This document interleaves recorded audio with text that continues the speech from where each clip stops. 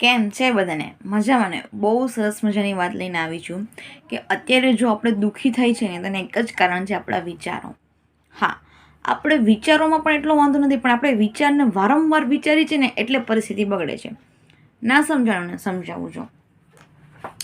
આ મારી one of the favourite book છે, બરાબર છે, મને બહુ જ ગમે છે. આ બુકનું નામ છે કે તમારા દરેક વિચારો પર વિશ્વાસ ના કરો. આઈ થિંક આ ઉલટું દેખાતું હશે કે તમારા દરેક વિચારો પર વિશ્વાસ ના કરો. આ બુકમાં એક બહુ મસ્ત વાત કહેવામાં આવી છે. હું તમને એક એક્સરસાઇઝ કરાવું છું, રાઈટ? હું જે કહું ને તમારે લોકોએ કરવાનું છે. સૌથી પહેલાં તમે લોકો આંખ બંધ કરો અને વિચાર કરો કે હું તમને એમ કહું તમે આખા વર્ષમાં કેટલું કમાવા માગો છો. ફટાફટ આન્સર આવી જવો જોઈએ માઇન્ડમાં કે તમારો આ વર્ષમાં કેટલું કમાવાનો ઈરાદો છે. આન્સર આવી ગયો હશે. હવે હું એને એમ તમે કહું કે એને 5 વડે ગુણાકાર કરી નાખો, એને 5 વડે ગુણી નાખો અને જે આન્સર આવે એટલું તમે આ વર્ષમાં કમાઈ લીધું છે. શું હશે તમારી ભાવના? સૌથી પહેલાં ડિસાઇડ કરો કે આખા વર્ષનો ગોલ શું છે. જે ગોલ છે એટલી ઇન્કમ જનરેટ કરવી છે, એને 5 વડે ગુણી નાખો અને જો શું જવાબ આવે છે. એટલી તમારી આ વર્ષની ઇન્કમ જનરેટ થઈ ગઈ છે. ઓકે, વસ્તુ કે જે લોકોએ ખરેખર 1 સેકન્ડમાં તમને જે વિચાર આવ્યો ને કે મારે આ વર્ષમાં આટલા કમાવા છે, એ તમારો એક્ઝેક્ટ સાચો વિચાર છે, બરાબર છે. પછી મેં તમને એમ કીધું કે વિચારો કે તમારે આટલું કરવું છે. પછી તમે વારંવાર અમુક લોકો હશે ને એમ કરશે કે યાર આટલી થોડી મારી તેવડ છે, અત્યારે હું આટલું વિચારું છું, આટલું કમાઉં છું, તો એટલું કંઈ ઝાડુ પર ઉગે છે 5, એને ગુણ્યા 5 એટલી બધી આવક થોડી આવી શકે.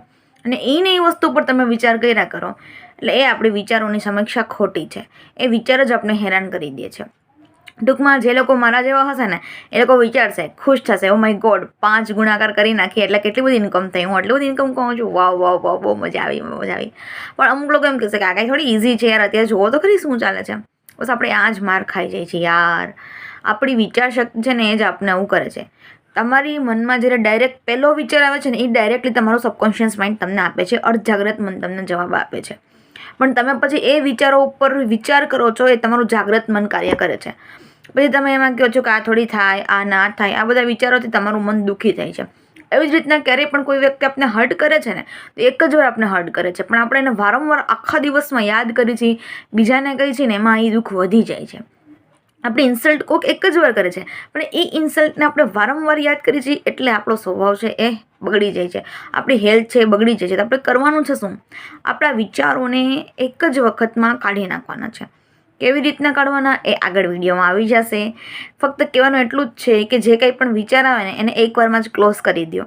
કેવી રીતના કરવાનું? Cut cut cut, cancel cancel cancel. જે વિચાર આવે એનું પોઝિટિવ ચેન્જ કરી નાખવાનું. ઓકે.